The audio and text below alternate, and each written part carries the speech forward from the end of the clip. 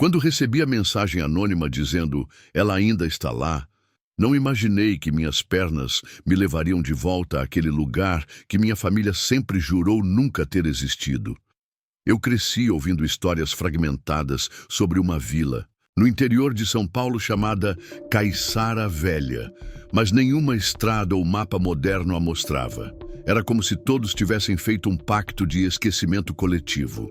Meu avô falava baixo sobre os que sumiram, e minha avó mudava de assunto sempre que o nome da vila era citado, como se pronunciar aquilo fosse abrir uma ferida que o tempo se recusava a cicatrizar. Até que, já adulto, após anos vivendo longe dali, recebi o bilhete escorregando por baixo da porta da minha casa, escrito com uma caligrafia tremida e antiga, acompanhado por uma foto desbotada, mostrando casas antigas, e uma torre de igreja em ruínas, com a inscrição 1984. Antes do fechamento, meu coração bateu mais forte, e no dia seguinte, com uma mochila, celular, lanterna e um velho gravador digital, peguei o carro e fui em direção ao ponto que os antigos diziam ser o acesso esquecido da vila. Uma bifurcação sem placa, na altura do quilômetro 198 da SP-141. Ao chegar lá, a estrada de terra estava parcialmente encoberta por vegetação, como se a natureza tentasse esconder o que havia adiante. Dirigi devagar, ouvindo o ranger dos galhos arranhando o carro e o silêncio estranho que parecia aumentar à medida que avançava. O GPS perdeu sinal, o rádio morreu e tudo ao redor parecia parar no tempo. Após meia hora, avistei o que parecia ser a entrada da vila. 2 postes de concreto caídos, com fios enrolados como serpentes inertes no chão e uma placa metálica enferrujada deitada na terra, onde ainda se podia ler, sob a poeira e o desgaste, as palavras "Bem-vindo a Caiçara Velha". O ar era pesado, como se estivesse carregado de uma memória que não queria ser despertada. Desci do carro e fui tomado por uma sensação difícil de explicar. Não era medo nem ansiedade. Era como se algo dentro de mim reconhecesse aquele lugar antes mesmo dos meus olhos. As casas estavam ali, alinhadas, muitas com telhados parcialmente desabados, portas entreabertas, janelas arrebentadas pelo tempo, mas com um detalhe perturbador. Tudo estava limpo demais.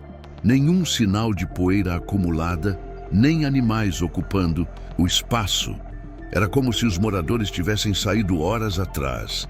Encontrei brinquedos no quintal de uma casa, um jornal de 1984 dobrado sobre uma mesa de madeira e uma caneca ainda com resquícios de um pó escuro que deveria ter sido café. Peguei o gravador e comecei a narrar o que via, tentando registrar cada detalhe. Em certo momento, ao me aproximar de uma pequena mercearia no centro da vila, vi algo que congelou o meu corpo. Uma luz fraca tremeluzia lá dentro, e junto a ela, o som de uma vitrola tocando uma música antiga, daquelas que os avós ouviam nos anos 50. Hesitei, dei um passo atrás, mas fui puxado pela necessidade de entender. Empurrei a porta lentamente. Ela rangeu como se protestasse contra minha presença, e lá dentro não havia ninguém. Apenas a vitrola girando sozinha, sem estar ligada na tomada. O ar ali dentro era diferente, mais frio, e tinha um cheiro de mofo misturado com perfume de lavanda. Na parede, fotos antigas de famílias sorridentes, todas em frente à mesma igreja da foto que recebi, mas com rostos riscados, como se alguém quisesse apagar suas identidades. Voltei para fora, respirei fundo e decidi seguir para a torre da igreja. E foi então, ao passar pela antiga escola da vila, que ouvi o primeiro sussurro. Vinha de dentro da sala de aula, repetindo meu nome, 2 vezes, como se me reconhecesse. Mas eu não respondi, porque naquele momento entendi que não era o único que tinha voltado para Caiçara Velha. E talvez eu nunca tivesse saído. Eu fiquei parado diante da porta da escola antiga, sentindo o coração martelar dentro do peito e os olhos se recusando a piscar. Era como se meu próprio nome tivesse sido arrancado do fundo do prédio e jogado contra mim, em um tom que parecia familiar e estranho ao mesmo tempo. A estrutura da escola estava surpreendentemente preservada. Paredes ainda de pé, vidros em estilhaços, mas com molduras intactas, e o velho sino no alto, imóvel, como se aguardasse o horário do próximo recreio que nunca veio. Com a lanterna em mãos, empurrei a porta de madeira que rangeu como um aviso antigo. O interior exalava um cheiro de papel velho e giz molhado, um odor que me transportou para minha infância, mas com uma carga emocional densa, quase opressora. As carteiras estavam alinhadas, algumas viradas de lado, outras com pequenos nomes entalhados no tampo. Vera, Beto, Luizinho, nomes comuns que ganharam um peso diferente naquela escuridão. No quadro negro, em letras quase apagadas, uma última frase escrita com giz branco resistia ao tempo. Quem sair antes do toque será esquecido. Arrepiei dos pés à cabeça. Peguei meu gravador e sussurrei o que via, como se narrar pudesse me proteger do que eu não entendia. Ao me aproximar da mesa do professor, encontrei um caderno de chamada com todas as folhas intactas, nomes listados, ausências marcadas. A última presença registrada datava de 18 de abril de 1984. Foi então que ouvi novamente meu nome, sussurrado mais uma vez, mas desta vez mais próximo, como se estivesse a poucos metros de mim. Girei para trás com a lanterna, mas não vi ninguém. O gravador estalou sozinho, como se estivesse captando algo que meus ouvidos não alcançavam. Reproduzi o áudio e escutei, nitidamente, uma voz sussurrada entre as minhas palavras, repetindo em eco: "Você voltou tarde demais." Deixei e cair o aparelho no chão, onde ele continuou gravando, enquanto me afastei instintivamente da sala. Mas quando tentei sair, percebi algo assustador. A porta pela qual entrei não estava mais ali. Em seu lugar, uma parede sólida, sem vestígios de passagem.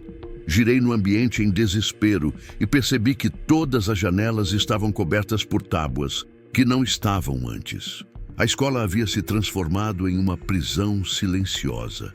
Corri para o fundo do corredor e encontrei outra porta entreaberta, provavelmente que dava acesso à sala dos fundos ou à diretoria.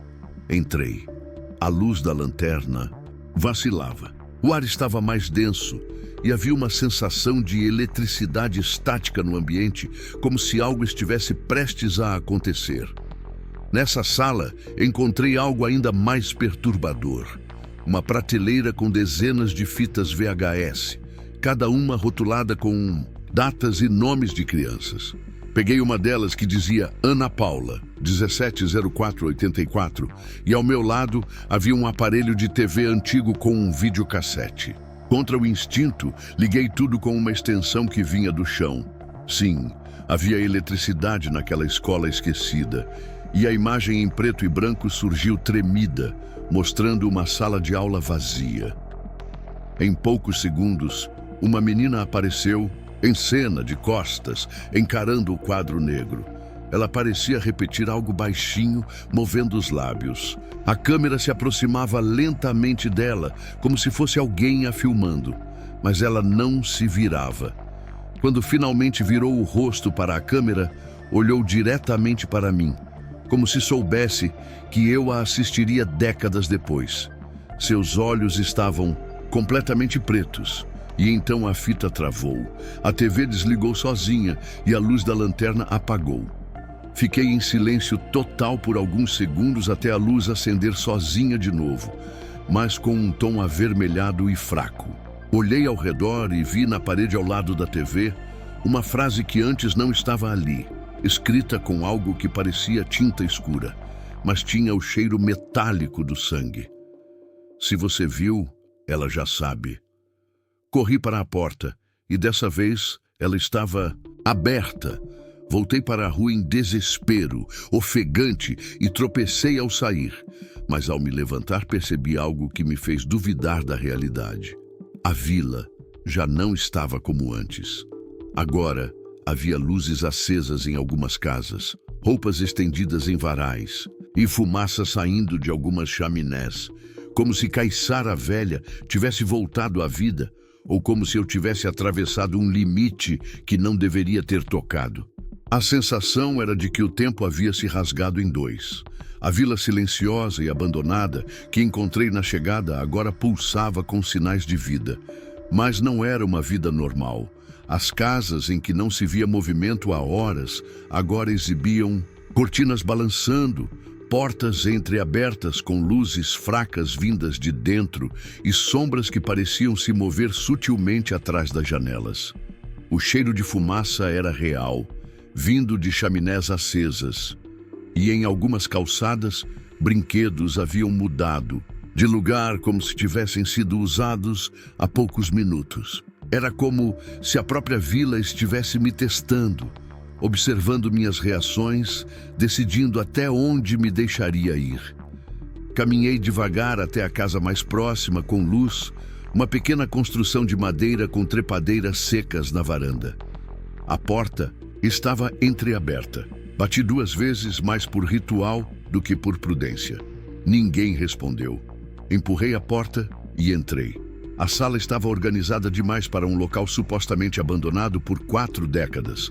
Poltronas no lugar, almofadas, limpas, uma estante com livros e um rádio antigo em cima. E ao lado do rádio, algo que fez meu estômago gelar. Um retrato em preto e branco de uma família sorridente. Pai, mãe e uma menina de uns 8 anos. A mesma menina da fita. Seus olhos, mesmo na fotografia, pareciam olhar direto para mim. Havia uma anotação à mão no verso da moldura. Família Castro. Última presença registrada 16 de abril de 1984. O rádio chiou de repente. Sem estar ligado, começou a emitir um ruído intermitente, como uma interferência, até que uma música antiga começou a tocar. Um bolero melancólico, com voz abafada, como se estivesse vindo de outro cômodo. A música parecia me guiar, e sem pensar, segui até o corredor da casa, onde uma das portas estava fechada. Antes de tocar nela, ouvi passos atrás de mim. Girei rápido, nada, mas senti o vento passar como se alguém tivesse acabado de correr por ali. Abri a porta. Era o quarto da menina. A cama ainda feita, ursos de pelúcia, pôsteres nas paredes e uma mesinha com cadernos e lápis. Me aproximei e folheei um dos cadernos. Os desenhos eram inocentes, casinhas, árvores, a torre da igreja, e depois, nas últimas páginas, algo começou a mudar. Os desenhos ficavam mais escuros, formas distorcidas surgiam nos cantos e uma figura com olhos pretos era desenhada repetidamente, cada vez maior, como se aproximasse a cada página. No final, uma única frase. Ela saiu do sino no dia do surto. Ela quer brincar com quem lembra. O bolero cessou abruptamente, seguido por um som seco de passos pesados no telhado. Corri para fora da casa. E assim que pus os pés na rua, percebi algo novo. Pessoas. Não eram nítidas. Suas formas estavam lá, mas desfocadas, como sombras densas caminhando lentamente pelas ruas de paralelepípedo. Algumas carregavam sacolas, outras andavam de mãos dadas, todas ignorando minha presença, como se eu fosse um fantasma no meio delas. E no centro da praça, onde antes havia apenas uma estátua quebrada, agora havia um coreto iluminado, e nele uma mulher de vestido branco, muito alta, com cabelo cobrindo o rosto. Ela estava imóvel, mas sua presença era impossível de ignorar. Eu não conseguia parar de olhar. Algo naquela silhueta me lembrava uma sensação da infância, não uma memória, mas uma emoção crua, o medo sem explicação. Dei um passo para trás. Ela virou lentamente a cabeça em minha direção. O cabelo se moveu apenas o suficiente para revelar a metade de um rosto pálido e vazio, com um leve sorriso torto que me paralisou. Não sei por quanto tempo fiquei ali, congelado, observando-a me observar, até que uma voz feminina sussurrou no meu ouvido: "Não olhe mais." Girei o corpo em reflexo e não havia ninguém ali. Mas quando voltei a olhar para o coreto, ela havia desaparecido. Em seu lugar, apenas o vazio. E as sombras que antes pareciam ignorar minha presença, agora estavam todas paradas, voltadas para mim, como se eu tivesse quebrado uma regra antiga. O som de sinos começou a ecoar no céu, mesmo que não houvesse vento. Não era possível saber de onde vinha, mas era claro que não era um aviso, era uma chamada. E eu sabia, instintivamente, que deveria me afastar da torre da igreja. O som vinha dela, mas meu corpo, por alguma razão, começou a andar na direção oposta à minha vontade. Eu estava sendo conduzido, como se já não fosse mais dono das minhas decisões. Porque em Caiçara Velha, a vontade de lembrar pode se tornar uma sentença, e eu estava prestes a lembrar o que ninguém deveria ter trazido de volta. A cada passo que meu corpo dava em direção à igreja, contra minha própria vontade, a atmosfera ao redor se tornava mais espessa, como se o ar carregasse lembranças que nunca foram minhas. Era como caminhar por dentro de um pesadelo lúcido, onde tudo parece real demais para ser imaginação. As casas ao redor escureciam, as sombras nas janelas desapareciam e o céu acima parecia preso em um entardecer eterno. Quando cheguei à frente da igreja, percebi que suas portas estavam entreabertas, como se aguardassem minha chegada. Era uma construção colonial simples, com sua torre de sino ainda intacta, mas marcada por rachaduras profundas e infiltrações antigas. O símbolo da cruz na fachada estava virado de cabeça para baixo. Subi os 3 degraus da entrada e entrei. O interior estava mergulhado em penumbra. Os bancos cobertos de poeira estavam virados, como se uma debandada tivesse ocorrido ali dentro.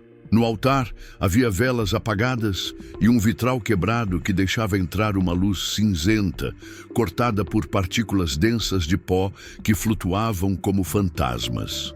Atrás do altar, pendurado na parede, havia um quadro enorme, coberto por um lençol escuro.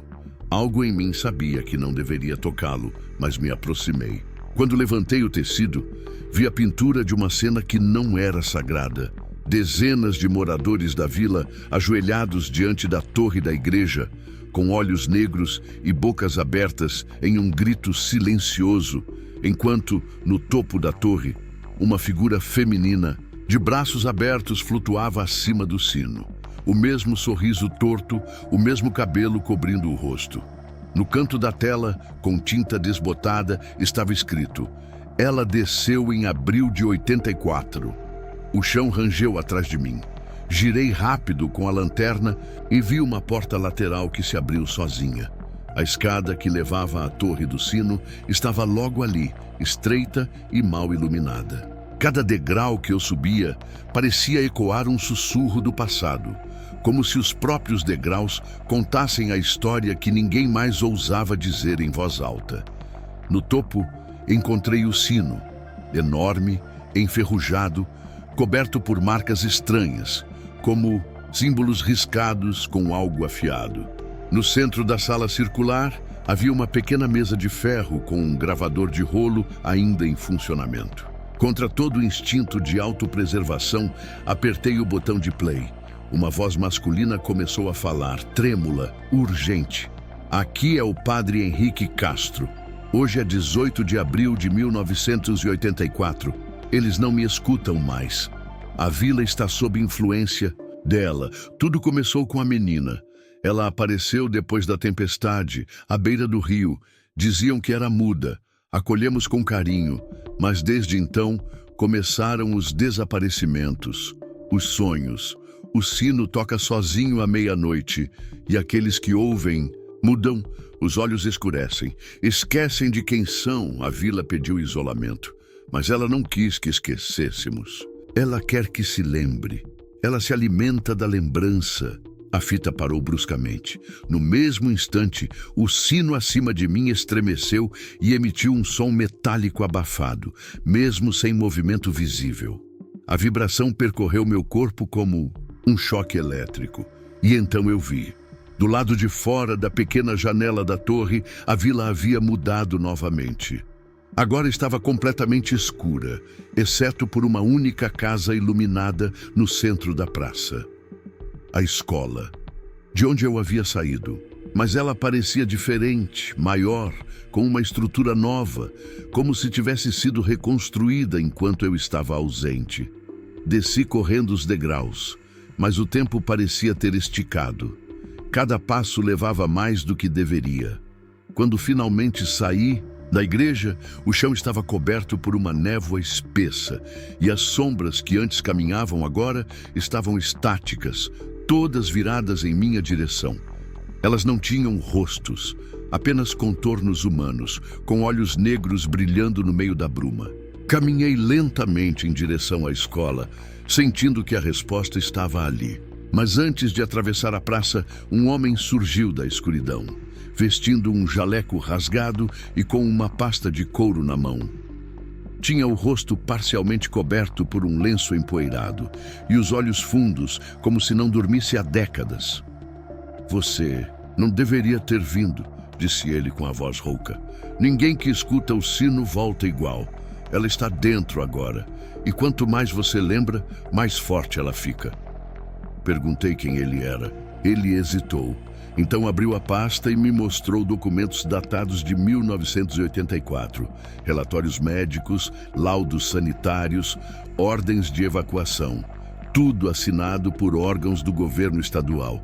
A vila havia sido oficialmente interditada após eventos de natureza psicológica coletiva, classificados como surto contínuo de memória expandida, uma condição jamais estudada. Eles selaram Caiçara Velha porque ninguém conseguia esquecer o que não existia, ele disse. Mas o erro foi deixar que restasse uma única criança. A que nunca falou, ela lembra de tudo. E naquele momento eu entendi. O surto não foi uma doença, foi um chamado. E agora que eu sabia, eu também fazia parte da lembrança que ela carregava. O homem desapareceu tão rapidamente quanto surgiu, deixando a pasta aos meus pés como uma maldição deixada para trás. O peso daqueles documentos parecia irradiar um calor estranho, como se aquilo estivesse vivo, e ao mesmo tempo me puxava para dentro de uma história que eu já não sabia mais se era descoberta ou lembrança. Com as mãos trêmulas, folheei mais alguns papéis. Relatórios do Departamento de Saúde Mental de São Paulo. Notas assinadas por médicos e psicólogos que mencionavam termos como contágio psíquico, alucinação coletiva induzida por campo eletromagnético e uma anotação à mão rabiscada em vermelho. A menina não fala, mas ela escuta, ela arquiva. Entre os arquivos havia uma fotografia colada com fita adesiva velha, tremida, mostrando a sala de aula da escola com as crianças todas olhando para a lousa, menos uma, sentada na última fileira, de cabeça baixa, cabelo cobrindo o rosto, desenhando em seu caderno. Era ela, a mesma menina da fita, da casa, do quadro, do vitral, a figura recorrente que parecia em toda parte, onipresente como uma sombra que nunca se afasta. Foi nesse momento que tudo ao redor pareceu estremecer, como se a própria vila estivesse respirando, pulsando com uma frequência invisível. A névoa aumentou e a escola à minha frente começou a emitir uma luz amarelada pelas janelas, como se uma aula tivesse acabado de começar lá dentro. Com os documentos apertados contra o peito, caminhei em direção à entrada e, ao cruzar o portão enferrujado, senti uma onda de calor subir pelo meu corpo. Um calor denso, quase febril. A porta da frente abriu-se sozinha, com um gemido longo, revelando o corredor principal da escola, agora iluminado por lâmpadas fluorescentes que tremeluziam e com quadros nas paredes restaurados, como se a estrutura tivesse voltado no tempo. O chão de madeira rangeu sob meus pés e o som era acompanhado por um eco que não devia existir. As salas estavam todas abertas, exceto uma, no final do corredor, que tinha uma placa escrita à mão com tinta preta: Turma D, reforço. Fui até ela. A maçaneta estava gelada como gelo recém-formado. Quando girei, uma corrente de ar me envolveu como um abraço indesejado e senti como se alguém estivesse respirando atrás de mim. Entrei. A sala estava escura, mas a lanterna acendeu sozinha assim que cruzei a porta. Havia apenas uma carteira no centro e sentada nela, de costas, estava uma criança. Imóvel. Vestia um vestido branco sujo e o cabelo descia pelos ombros como cortinas fechadas. Minha voz não saiu, mesmo que eu quisesse chamá-la. A lanterna começou a falhar. Dei 2 passos e nesse instante ela falou. Ou melhor, sussurrou. Sem mover os lábios, você está lembrando por mim. E então se virou. Seus olhos eram completamente pretos, sem pálpebras, sem brilho. Apenas escuridão pura, mas diferente da fita, havia lágrimas escorrendo, não de dor, mas de raiva. Raiva por ter sido esquecida, raiva por terem tentado apagá-la, e agora, ao ser lembrada, ela renascia. A sala começou a tremer, os objetos voaram contra as paredes, o chão rachou ao meio, revelando raízes negras que pulsavam como veias vivas. Corri para fora, tropeçando nos cacos de uma janela, enquanto a escola atrás de mim começava a gritar. Não era uma estrutura colapsando. Era a vila falando. Vozes infantis gritavam em coro. A aula começou! A aula começou! A aula começou! E o sino da igreja tocou 7 vezes, mesmo sem vento, mesmo sem corda, mesmo sem ninguém. Cada toque parecia apagar uma parte da minha memória. Eu me esquecia do meu nome, da minha idade, da cidade de onde vim. Tudo estava sendo drenado. Corri sem direção até cair de joelhos no centro da praça, onde a névoa agora se formava em espirais que subiam para o céu. Então, de dentro da igreja surgiu a figura dela, agora adulta, vestida com o mesmo tecido branco, mas com feições formadas, rosto visível e completamente vazio de alma. Sua boca se abriu e dela saiu uma sequência de nomes, centenas, talvez milhares, sussurrados em velocidade absurda, como se cada um deles fosse uma lembrança resgatada, uma pessoa esquecida, um morador que jamais saiu dali. O último nome que ela sussurrou foi o meu. Meu corpo paralisou. Tudo escureceu por alguns segundos. Quando abri os olhos, eu estava sentado na carteira da sala dela. O quadro negro à minha frente dizia: "Seja bem-vindo de volta." E atrás de mim, vozes infantis riam, todas com a mesma voz. Sentei naquela carteira sem entender como havia chegado ali, e por um instante tudo pareceu normal, quase reconfortante, como se eu realmente tivesse voltado à escola.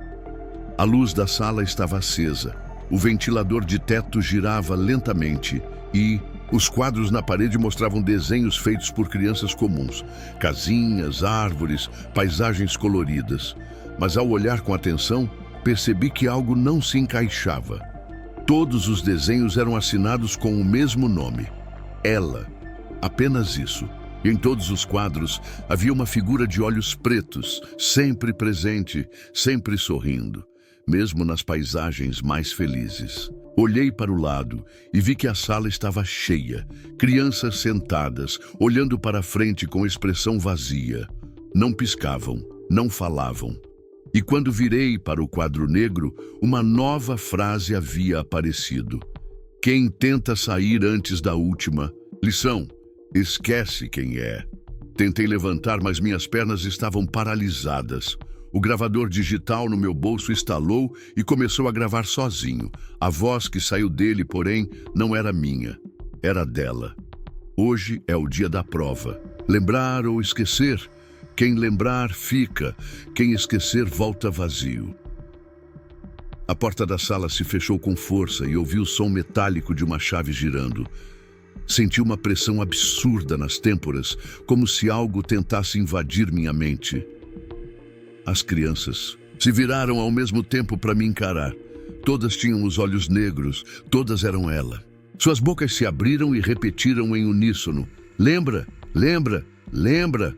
Tapei os ouvidos, fechei os olhos, mas mesmo no escuro eu via flashes de memórias que não eram minhas.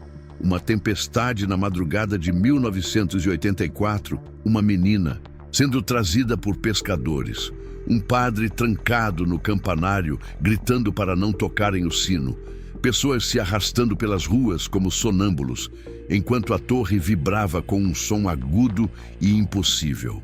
Eu via famílias inteiras se ajoelhando no centro da vila, cercadas por aquela névoa viva, e no meio delas, ela, sempre sorrindo. Abri os olhos com um grito e me vi de volta à praça. A escola havia desaparecido. No seu lugar, apenas uma clareira vazia. Mas minha mochila ainda estava no chão, o gravador jogado ao lado, e o bilhete que eu recebera no começo de tudo voava em círculos com o vento, até pousar bem diante de mim. Peguei o papel. Agora havia algo escrito no verso: "Você passou no teste, mas será que vai lembrar do que viu?" Me levantei cambaleando e decidi sair dali. Comecei a correr sem olhar para trás, passando pelas casas apagadas, pelas janelas vazias, pelas ruas que agora pareciam menores, como se a vila estivesse encolhendo atrás de mim. Voltei ao carro e, para minha surpresa, ele estava ligado, com os faróis acesos e o motor funcionando, como se nunca tivesse sido desligado. Entrei, bati a porta e pisei no acelerador. A estrada de terra parecia mais estreita, com galhos se curvando para dentro, como mãos tentando me impedir de partir. O rádio ligou sozinho e começou a tocar uma gravação. Era a minha voz. Eu narrava os acontecimentos desde a chegada à vila, mas havia trechos que eu não me lembrava de ter dito, partes da história que soavam implantadas. E então, entre um trecho e outro, uma voz feminina se sobrepunha, sussurrando datas, nomes e locais. Ela estava misturando suas memórias às minhas. Quando finalmente cheguei de volta ao asfalto, o céu havia clareado. Olhei no espelho retrovisor e vi apenas a estrada vazia atrás. Nada da vila, nenhum vestígio, como se nunca tivesse existido. Dirigi até uma cidade próxima, parei em um posto de gasolina e pedi para usar o banheiro. Ao olhar no espelho, levei um susto. Havia sangue seco no meu rosto, riscos no pescoço e olhos vermelhos como se eu não dormisse há dias. Uma senhora atrás do balcão olhou para mim com estranheza. Perguntou se eu estava bem. Falei que viera da estrada de terra perto, da antiga Caiçara Velha. Ela congelou e em voz baixa disse: "Esse nome não se fala mais por aqui." Perguntei por quê, mas ela desviou o olhar. Ao sair do posto, percebi que algo em mim havia mudado. Eu tentava lembrar do caminho exato até a vila e não conseguia.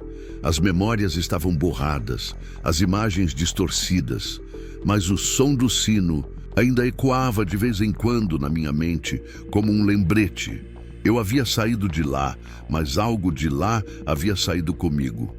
E agora, toda vez que fecho os olhos, sonho com uma sala de aula escura, uma carteira vazia ao centro e dezenas de vozes infantis me chamando pelo nome. E eu sei que, se responder, estarei de volta. Voltar para casa deveria ter encerrado tudo.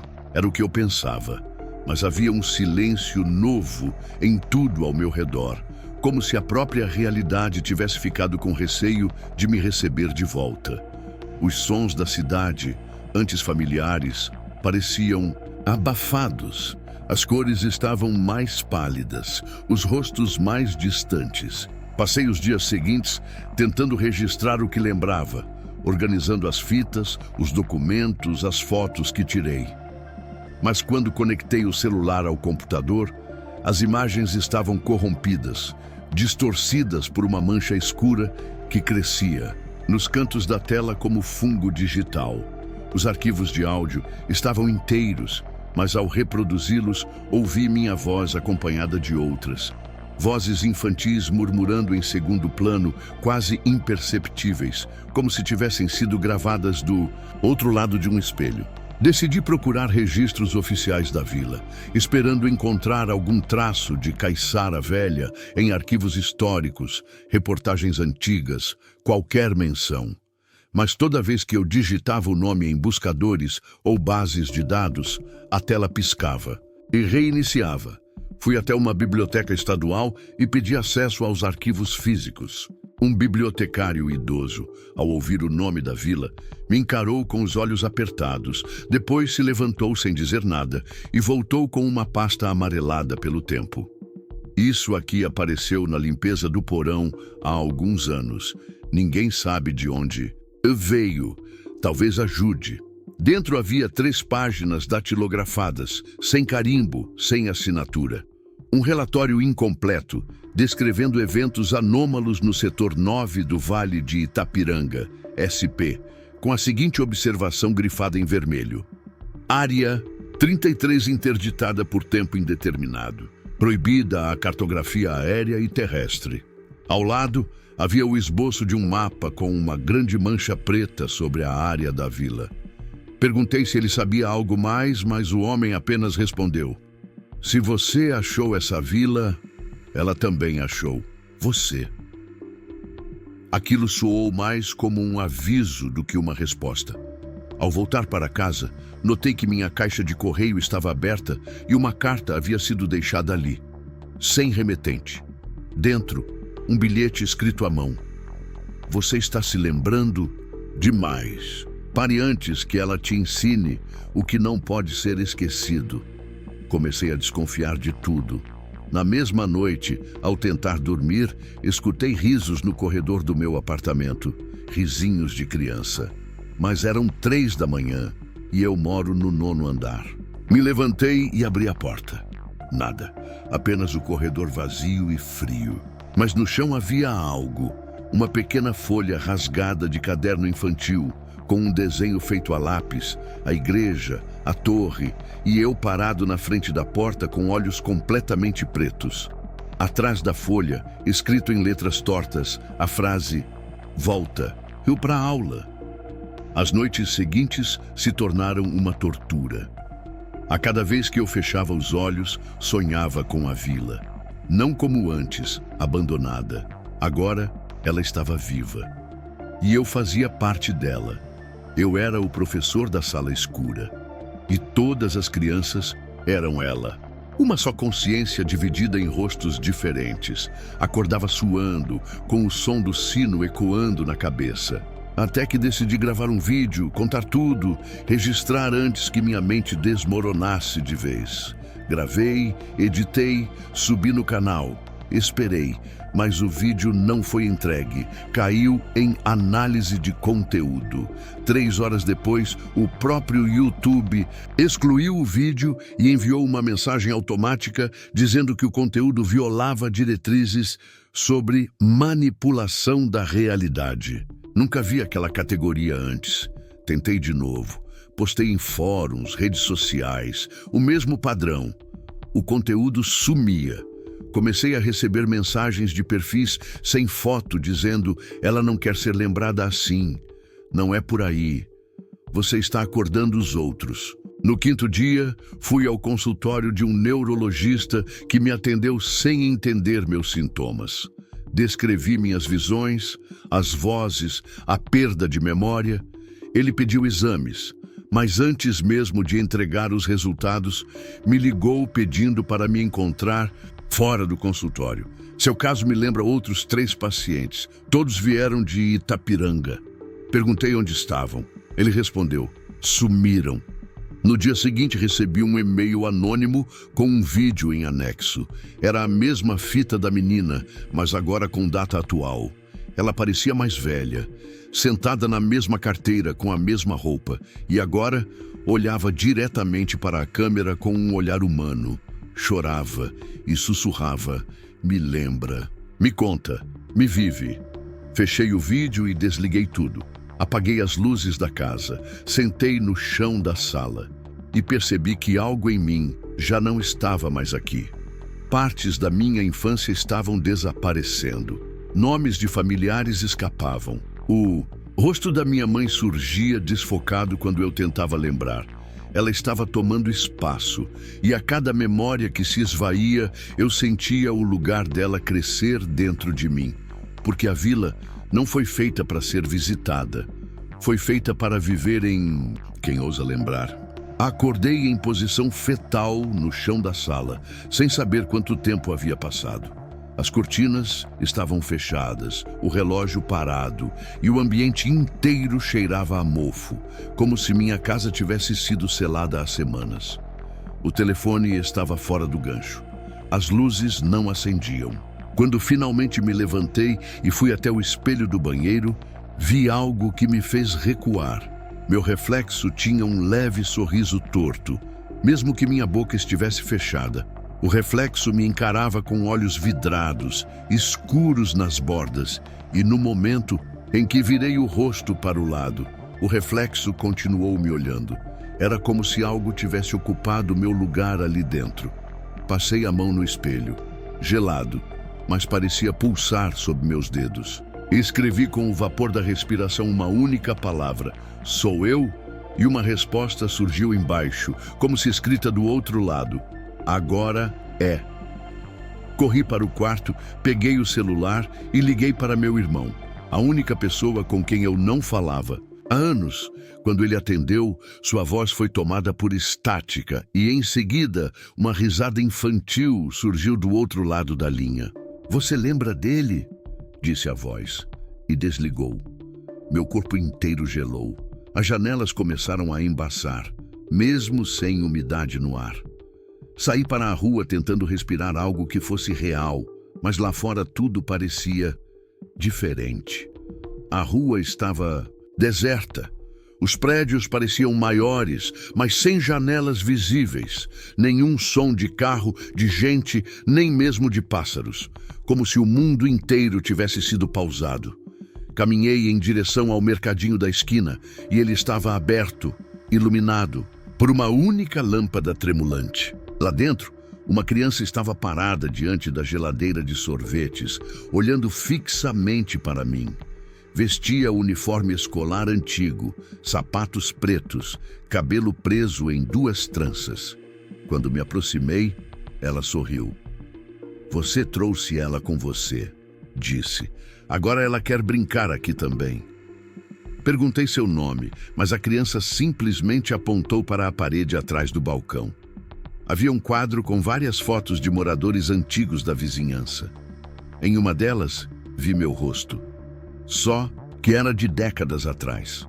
O crachá em meu peito dizia Professor Samuel, e ao meu lado estavam dezenas de crianças, todas com olhos pretos. Saí correndo sem pensar.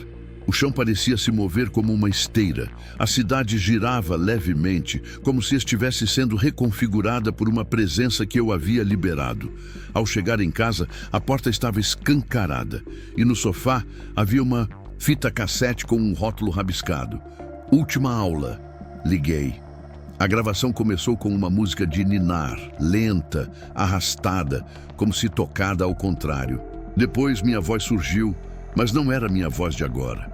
Era uma versão cansada, mais grave, quase derrotada. Hoje é o último dia. Ela já sabe tudo. Já lembra de todos. A vila não é um lugar, é um estado da mente. E agora ela quer crescer. Crescer no mundo real. A gravação parou e de dentro do quarto ouvi barulho de lápis riscando papel. Corri até lá. No chão, centenas de folhas com desenhos infantis estavam espalhadas e todos mostravam cenas futuras. Prédios apagando, pessoas com olhos pretos nos metrôs, crianças sozinhas em salas vazias, todas olhando para uma torre de igreja no centro de uma cidade que não existe em nenhum mapa. Era ela expandindo. Um vírus da memória. Uma entidade construída pelo esquecimento forçado. Pela tentativa humana de apagar o que é incômodo demais para ser encarado. A vila, entendi enfim, não foi apagada por medo do que aconteceu, mas do que ela poderia se tornar se lembrada. E agora que foi relembrada, ela cresce como uma raiz antiga, buscando novas terras. A ficha caiu de forma brutal. A cada pessoa que ouve minha história, que vê os desenhos, que assiste às fitas, ela cresce. Não apenas em mim, mas nelas também. O surto não era contágio físico, era memético, uma ideia viva que habita o espaço entre a dúvida e a lembrança. Apaguei as luzes da casa e comecei a destruir tudo. Papéis, gravador, arquivos. Queimei o que pude no fogão, mas as chamas não pareciam aquecer o ambiente. Quando terminei, a televisão ligou sozinha. E na tela, uma transmissão em preto e branco mostrou novamente a sala de aula. Dessa vez, com uma cadeira vazia no centro, e uma voz saiu do aparelho. Você já está pronto. A próxima vila será sua sala, e os próximos alunos você já conhece. As luzes piscaram. Meu reflexo apareceu na TV, e atrás de mim, parada no corredor, ela me observava, sorrindo. Naquela noite, após ver seu reflexo atrás de mim, não fugi. Não havia mais para onde correr. Caiçara Velha agora vivia em cada canto da minha casa, em cada sombra que se arrastava silenciosamente pelas paredes, em cada som abafado vindo do teto mesmo que não houvesse nada lá em cima. Ela não precisava mais da vila. A vila estava em mim e, pior, começava a se espalhar para os outros. O primeiro sinal veio quando um vizinho do andar de cima, um senhor recluso que mal saía de casa, tocou minha campainha às 2 da manhã. Seus olhos estavam fundos, as mãos tremiam e ele sussurrou. A menina da fita veio aqui. Disse que eu devia me lembrar de quando fui aluno. Antes que eu respondesse, ele escancarou a camisa e mostrou dezenas de rabiscos feitos com caneta, na própria pele. Datas, nomes, símbolos que pareciam infantis. Ela não quer que eu esqueça, ele repetia, enquanto chorava feito criança. Nos dias seguintes, recebi mensagens de seguidores antigos do canal relatando sonhos iguais aos meus. Salas de aula escuras, uma criança com olhos pretos os guiando pela vila e um sino que tocava sempre 7 vezes antes que acordassem. Um deles, de Curitiba, afirmou que encontrou uma fita cassete na porta de casa. Outro, do interior da Bahia, disse ter visto uma menina parada na rua, olhando fixamente para a casa dele, e quando foi confrontá-la, ela sorriu e desapareceu. As histórias começaram a se multiplicar. O conteúdo que tentei apagar voltou a circular em lugares que eu nunca postei. Cópias do meu vídeo apareceram em sites obscuros, reeditados, legendados, dublados em outros idiomas. A história de Caiçara Velha, ou do que restava dela, estava se espalhando como um código, uma espécie de vírus psíquico com forma narrativa. E quanto mais pessoas consumiam, mais ela se fortalecia. Fui ao hospital em busca de ajuda psiquiátrica, desesperado para ter algum laudo, algo que provasse que tudo não passava de uma quebra mental, um colapso qualquer. Mas o psiquiatra, após ouvir meu relato e examinar meus exames de rotina, apenas disse: "Você já não está onde pensa estar." Perguntei o que ele queria dizer com isso, e ele apenas respondeu: "Olhe ao redor. Nada aqui se move sem sua permissão." Voltei para casa confuso e pela primeira vez percebi que não via ninguém na rua há dias. As lojas estavam abertas, mas vazias. Carros passavam, mas sem motoristas visíveis. Era como se o mundo estivesse sendo reconstruído por ela, moldado por minha memória e pelas lembranças dela que eu carregava. Uma simbiose invertida. A vila não era mais um local, era um molde, uma matriz psíquica que tomava a forma do mundo conforme era lembrada. Abri o computador e encontrei uma nova pasta criada sozinha, nomeada como Turma B, Novos Alunos.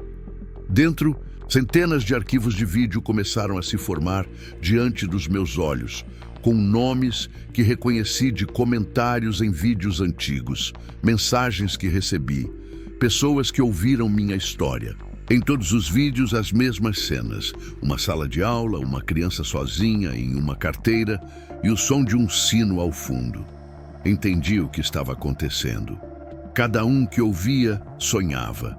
Cada um que sonhava, esquecia algo de si. E no vazio da memória, ela entrava, silenciosa, precisa, irreversível. Recebi um e-mail automático do YouTube. Seu conteúdo foi restaurado e monetizado. Fiquei confuso. Entrei no canal e vi que o vídeo original de Caiçara Velha havia retornado com mais de 400 mil visualizações e comentários se acumulando aos milhares. Todos com relatos pessoais, sonhos, confissões de déjà vu, perguntas sobre como sair da sala. Mas eu nunca repostei o vídeo. Ele voltou sozinho. E no final da descrição havia uma frase que eu não escrevi. A próxima vila será perto de você. Ela só precisa que você se lembre. O algoritmo havia se tornado seu novo hospedeiro. Ela agora vivia nos vídeos, nas imagens, nos olhos de quem assiste e não desvia o olhar. Comecei a pensar em como apagar tudo, mas mesmo que eu destruísse o canal, as cópias já circulavam. As sementes estavam plantadas. Então, resolvi fazer uma última coisa: documentar. Contar tudo em detalhes, escrever cada parte, cada mudança, cada interferência. Porque se ela quer ser lembrada, então que todos saibam exatamente o que acontece quando se lembra demais. Mas há algo que não consigo parar de pensar. E se o primeiro surto de 1984 não foi causado por ela, mas sim por alguém como eu? Alguém que foi, voltou e contou. Se for verdade, então o que estamos vivendo agora não é um fenômeno novo, é um ciclo, e eu sou só mais uma repetição, mais uma voz entre tantas que tentaram avisar tarde demais. E agora, você que está aqui lendo, você já começou a lembrar? Agora que você chegou até aqui, não posso mais te proteger. Você já leu demais, já imaginou demais. Já começou a sentir aquele som grave no fundo da cabeça, mesmo que não saiba de onde vem, como um sino tocando de longe. Eu também. Achei que era só uma história, só uma vila, só uma fita.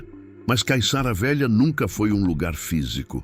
Ela é uma arquitetura feita de lembrança reprimida, uma sala de aula enterrada na mente de cada pessoa que já tentou esquecer algo que não devia. E ela cresceu através de mim. Cresceu em cada palavra que escrevi, em cada imagem que descrevi, em cada mente que se abriu para escutar. No início, eu quis apagar tudo. Quis deletar os arquivos, sumir da internet, destruir os rastros. Mas quanto mais eu apagava, mais ela criava cópias. Quanto mais eu silenciava, mais ela falava através de outros. Quando percebi que a história já não me pertencia, entendi que meu papel nunca foi impedir. Foi conduzir. Eu era o professor, aquele que entra primeiro na sala escura e prepara as cadeiras para os novos alunos. A cada vez que você lia e sentia um arrepio, a cada imagem mental que formava, a vila tomava forma. Um poste, uma placa enferrujada, uma escola, uma menina. Tudo começa assim. Mas uma hora, ela quer mais. Ela quer cruzar o limiar. E quando isso acontece, ela começa a reescrever as pessoas. Os detalhes mudam. Os rostos se embaralham. Os nomes se confundem. Você começa a esquecer o nome da rua onde mora, o dia da semana, o rosto da sua mãe. E quando isso acontece, ela entra, não com violência, mas como se sempre tivesse estado ali. E você só estivesse se lembrando agora. As últimas noites foram diferentes. A vila agora aparece acordado. Estou escrevendo isto com as luzes apagadas, porque não consigo mais suportar vê-la parada na cozinha, no corredor, refletida no vidro do micro-ondas. Ela me observa com a paciência de quem já me esperava. Já me conhecia. Hoje mesmo encontrei uma nova folha embaixo da porta. Era um desenho, uma sala com 4 paredes sem porta. No centro, uma única cadeira, e em cima dela meu nome escrito com lápis infantil. O som do sino toca dentro da minha cabeça de hora em hora. Às vezes acordo com marcas de giz nas mãos. Outras com cadernos escritos em caligrafia que não é minha. Não estou mais certo se essas palavras que digito são minhas ou dela. Se o que você está lendo agora é meu desabafo ou a nova lição que ela quer passar. A única certeza que tenho é que não sairei daqui. A vila já me ocupou por completo. Mas talvez você ainda tenha a escolha. Feche essa página agora. Delete o que leu. Lave o rosto. Reze. Esqueça. E se for tarde demais, então escreva. Continue a história. Porque agora a sala de aula precisa de um novo professor. E os alunos, eles estão chegando. Escute com atenção esta última pergunta, pois ela define tudo. Você lembra do seu nome completo? Da cor da primeira casa onde morou? Do cheiro do quintal da sua infância? Se hesitar por um segundo, ela já está aí. E quando você acordar da próxima vez, talvez esteja na cadeira do meio, olhando para o quadro negro, enquanto uma menina de vestido branco passa chamando a lista com os olhos completamente pretos e um sorriso que você já viu em algum lugar, mas não consegue lembrar quando.